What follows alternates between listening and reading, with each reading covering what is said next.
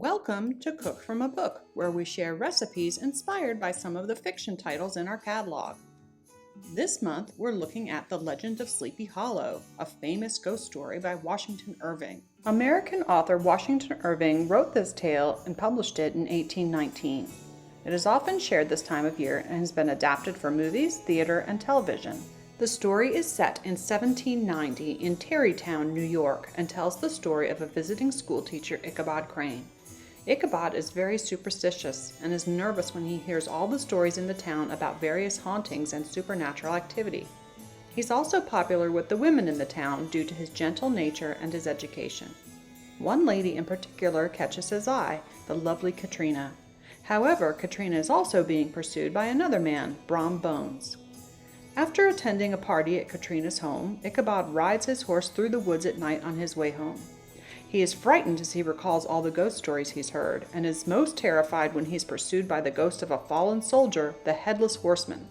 In the morning, Ichabod is gone and never seen again. What exactly may have happened to him is up to the reader to guess.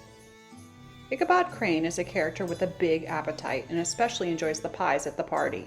Here are some hand pie recipes for you to try. To make our pumpkin hand pies, we'll start with the filling, and you'll need a bowl, a spatula, and a whisk. Our ingredients are 1 cup canned pumpkin, a 1/4 cup packed brown sugar, and then we'll also need 2 tablespoons granulated sugar, 1/2 teaspoon cinnamon, and 1/4 teaspoon each of ginger, nutmeg, clove, and salt.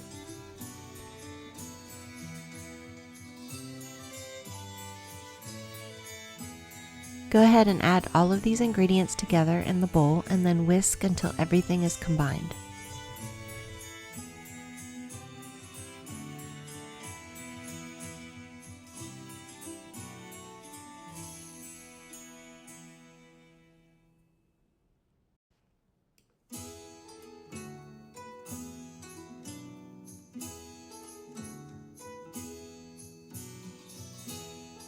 Now, let's go ahead and make the filling for our apple hand pies. We'll need 2 large apples, or if you can't find those like me, you can use 3 medium to small apples instead. They need to be peeled and then chopped into small pieces. Next, we need a saucepan and we'll dump our apple pieces in.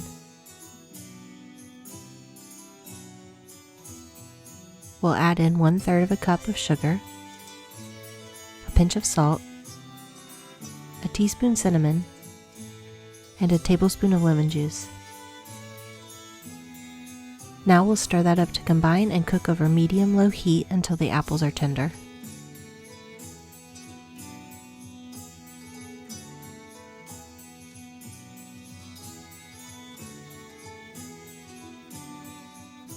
They'll cook for about 10 minutes and we'll keep stirring and checking throughout.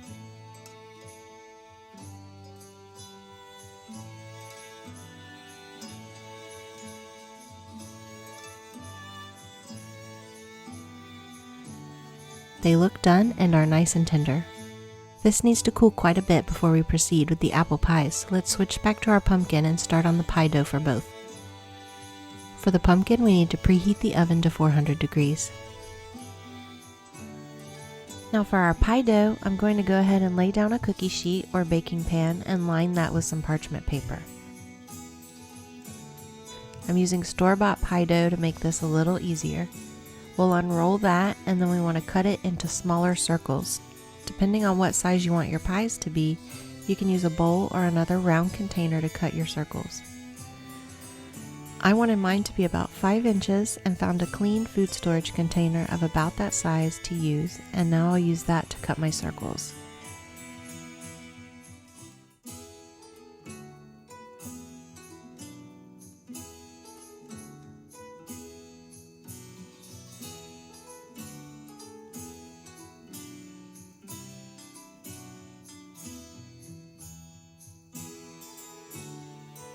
You can re-roll the scraps if you want to make additional hand pies. Now we'll make an egg wash for the outside of the dough so it gets nice and golden while baking. To do this, we need an egg and a couple teaspoons of water. Once it's all in our bowl, I'm going to take a fork and beat those together.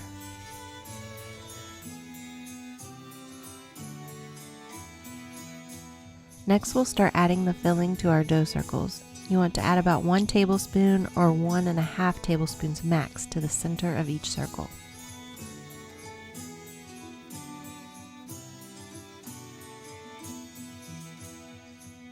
Now we'll take some water and apply it lightly to the edges of our circles. This helps the edges stick together when we fold the dough over.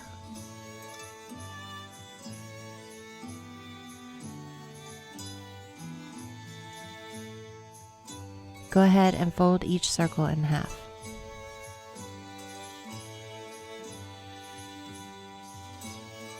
Then press all around the circle to close it up.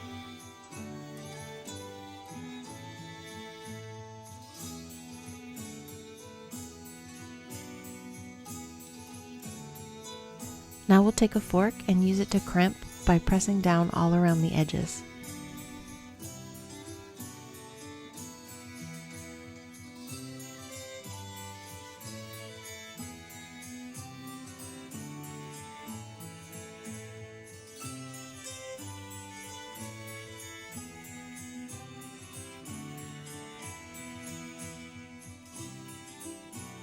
Finally, I'll take the butter knife and cut vent holes in the top of each hand pie.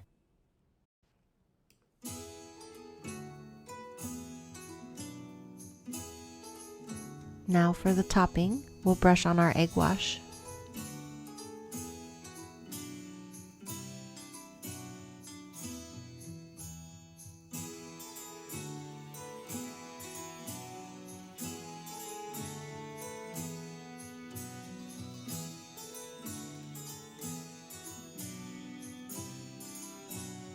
Then sprinkle with sugar.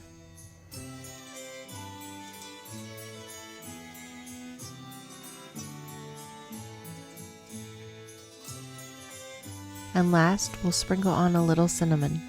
Now they're ready for the oven and they'll bake for 25 minutes or until golden. While the pumpkin bakes, let's make the apple hand pies. For these, we only want to add 1 to 2 tablespoons of filling.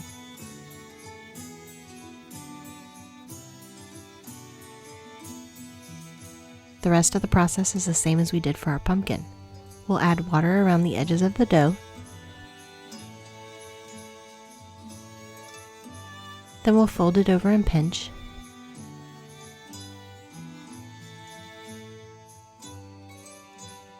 I'm going to make more now to fill our baking sheet before finishing off.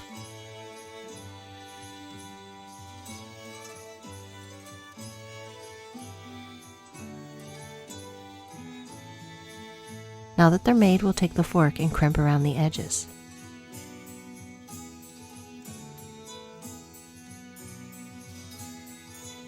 Next, we'll cut vents into the top. And now we'll do the egg wash to the top so they get nice and golden when baked. For a finishing touch, we'll sprinkle with sugar. I've just taken the pumpkin pies out of the oven and they are looking good.